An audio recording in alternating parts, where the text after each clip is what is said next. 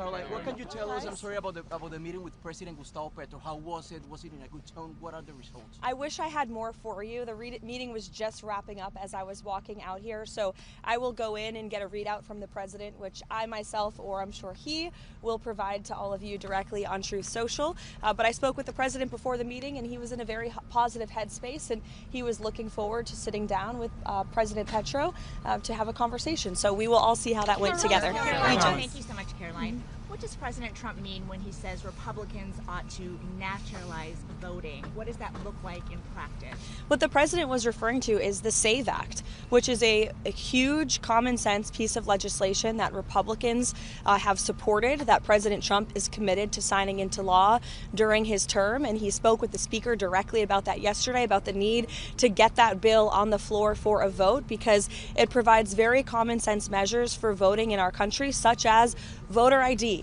I don't think any rational person who's being honest with themselves would disagree with the idea of requiring citizens of this country to present an ID before casting a ballot in a federal election, or frankly in any election. And that's something the president wants to see happen. So that's what he was referring to. But to be clear, he does believe the state should oversee elections. The president believes in the United States Constitution. However, he believes there has obviously been a lot of fraud and irregularities that have taken place in American elections. And again, voter ID is a highly popular and common sense policy that the president wants to pursue, and he wants to pass legislation to make that happen for all states across the country. And Caroline, just to follow up on that, he said specifically that they should take over elections in 15 states. Can you tell us what he meant by that, what 15 states he's referring to in terms of Republicans taking over elections? Again, what I was just telling you is that with the passage of the SAVE Act, voter ID will be implemented across all 50 states. The president was referring to specific states in which we have seen a high degree of fraud. If you look at states like California, or if you look at New York City, for example, non-citizens are allowed to vote in elections in places like California and New York City. That just creates a system, an electoral system, that is absolutely ripe with fraud. And you cannot deny the fact that, unfortunately, there are millions of people who have questions about that, as does the president. He wants to make it right, and the SAVE Act is a solution to doing it. Daniel? Caroline, good to see you. The January ISM manufacturing PMI hit a score of north of 52. It's the best score since August of 2022. What should that tell Americans about manufacturing activity possibly surging under the Trump administration? Well, the president's tariffs are working, and his economic agenda is working. When you combine tariffs and reshoring American manufacturing and investments in this country, which the president has played a huge role in directly recruiting those investments from countries and companies all over the world to the United States, you're creating jobs. We've seen construction jobs have surged in the past few months. That's because those factories are being built right here in the United States, and we're putting Americans to work. So our manufacturing sector is obviously something the president cares a lot about. That's why he's so determined and dedicated to his tariff policy, which, as you all saw yesterday, the president struck another great trade deal with India. He spoke with Prime Minister Modi directly. They share a very good relationship. India committed to not only no longer purchasing Russian oil, but buying oil from the United States, also perhaps from Venezuela too, which we know will now have a direct benefit on the United States and the American people. And in addition to that, Prime Minister Modi committed to $500 billion of investments into the United States, including for transportation, for energy, and for agricultural products as well. So this is another great trade deal thanks to President Trump. Was Tulsi Gabbard involved in a domestic law enforcement search in Georgia? Tulsi Gabbard has been tapped by the President of the United States to oversee the sanctity and the security of our American elections. She's working directly alongside the FBI Director, Kash Patel. This is a coordinated whole-of-government effort to ensure that our elections, again, are fair and transparent moving forward. I don't see anything wrong with the President tasking a cabinet member to pursue an issue that most people want to see solved. Maybe you don't, but I know many Americans do want to make sure our elections are protected, and that's what Tulsi Gabbard is focused on doing. Can you talk about the Clintons, Caroline? Is there something specific that the president has concerns about that led him to ask the Director of National Intelligence to go down to Fulton County? I just explained the president's concerns with voting in this country, and it's something that he wants to see solved for future elections, and I think that's something all Americans can get behind. President Trump has called President Petro drug dealer, thug, lunatic, and President Petro has called the American army to not pay attention to President Trump. Do you think President Trump had a hope that this relationship could be fixed? I think the president invited President Petro and accepted that offer for him to meet President Petro, and the president spoke a few weeks ago. As you know, President Petro said he'd love to come to Washington. President Trump said, sure, come. So I think that speaks for itself, and again, I'm sure the president will provide a readout of that meeting. Given the recent news and what just happened, how much does this escalate tensions ahead of these critical talks that are happening with Witkoff? Well, look, I just spoke with Special Envoy Witkoff, and these talks, as of right now, are still scheduled. President Trump is always wanting to pursue diplomacy first, but obviously it takes two to tango. You need a willing partner to achieve diplomacy, and that's something that Special Envoy Witkoff is intent on exploring and discussing. As always, though, of course, the president has a range of options on the table with respect to Iran as commander-in-chief. I think they learned that quite well last year with the strike in Operation Midnight Hammer, which was wildly successful and obliterated their nuclear capabilities. But those talks will continue later this week as far as we're concerned right now. President Trump was talking yesterday about how President Putin had agreed to a week-long halt on attacks on Ukraine because of the cold weather. But today we've seen that Russia has launched some of the heaviest attacks this month. What's your reaction to that? Yeah, I spoke with the president about it this morning, and his reaction was unfortunately unsurprised. These are two countries who have been engaged in a very brutal war for several years, a war that would have never started if the president were still in office. It started because of the weakness and incompetence of the previous president, Joe Biden, and that's why the president continues so aggressively to pursue diplomacy to end this war.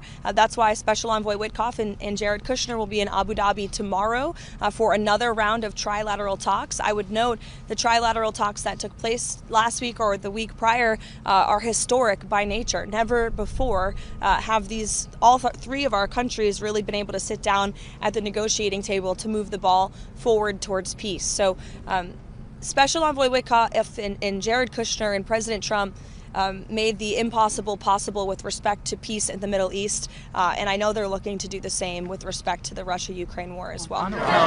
Jake. On Harvard, the president said yesterday he's now seeking $1 billion from Harvard.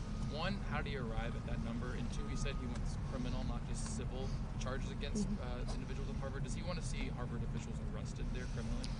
Look, I will let the president and also the Justice Department and those who will be pursuing that against Harvard speak on the specifics of that matter. But I know that the president wants to see a deal struck with Harvard that is appropriate and that ensures they are held responsible for the criminal behavior, the illegal behavior, the harassment and the targeting of Jewish American students on their campus that took place over the course of the last several years. This is something the administration has been working on over the course of the last year, and the president himself has been directly involved, as evidenced by that Truth Social statement as well. What does President Trump want to see happen during this 2-week negotiation period for DHS funding? Is he confident that a deal will be reached? And what specifically is he willing to accept on some of the ICE and Border Patrol reforms that Democrats are asking for? Well, look, President Trump will be the ultimate decider of any policy changes on anything, especially with respect to immigration enforcement. What I will tell you is the president is never going to waver in enforcing our nation's immigration laws and protecting the public safety of the American people, in his ardent support of ICE and Customs and Border Patrol, who unfortunately the Democrat Party has made a decision to demonize. I heard Senator Schumer referring to them as Donald Trump's Nazi secret police force, I believe, were his words. I don't recall that same language being used when President Obama was in the White House and was deporting millions of illegal aliens from our country using this very same agency and these very same agents, who, by the way, have jobs because of the laws that were passed by Congress. So as for policy discussions that will take place, Congress will have those. The president will decide on those. You saw yesterday Secretary Noem announced that DHS agents on the ground ground in Minnesota will begin using and wearing body cams. That's something DHS is looking to roll out nationwide, assuming they have the funding for it. So that could be part of the discussion. I know Tom Homan has been on the ground in Minnesota. He's there again today for direct dialogue with state and local officials to move these conversations forward as well. And I think you'll be hearing more from Mr. Homan tomorrow on some of the progress that has been made. So look, we're willing obviously to have this dialogue and to talk and to listen, but we are not going to concede in enforcing our nation's immigration laws and delivering on the mandate the president was given by nearly 80 million Americans to deport illegal alien criminals from our country. Venezuela, any preparations for a visit from Delcy Rodriguez from Venezuela, and your statements on the political prisoners situation in Venezuela? Sure. I don't have a date for a visit at this time. I know it is something that has been discussed, but no firm plans at this point. Karoline. As for the release of the political prisoners, the president and this entire White House, and I think the whole country, should be very pleased to see that. It's a commitment that Ms. Rodriguez made, and she has kept, and we expect her to continue to keep it. Does the president welcome? Is the administration still expecting ICE agents during the Super Bowl? And what are the comments from President Donald Trump regarding what Bad Bunny said during the Grammy Awards, ICE out? I have not spoken with ICE or the Department of Homeland Security or Secretary Noem with respect to enforcement at the Super Bowl, so I don't want to speak on a topic that I don't have knowledge on. I'm sorry, but I would defer you to them. I'm sorry? On the statements of Bad Bunny saying ICE out.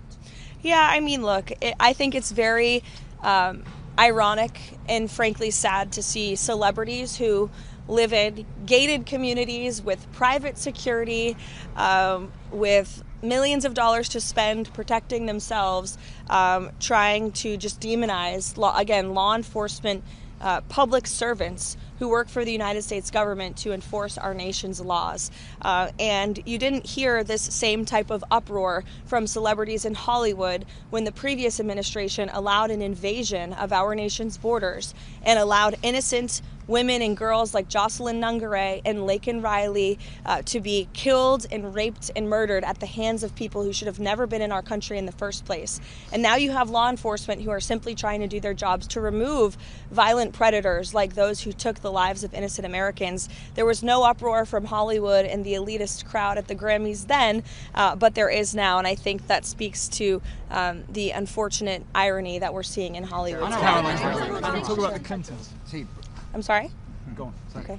President Trump approval ratings has went up in the Hispanic community since the Maduro's capture. What do you think about that? Because the legacy media said that the Hispanic community is scared about Trump policies. Yeah, I think it's a great point, but what the president obviously did with respect to Venezuela was a great thing for all Americans, but especially Venezuelan Americans who fled Maduro's illegitimate regime because of the horrors of communism, and I think it's a good lesson for all Americans to learn. Thank you, guys.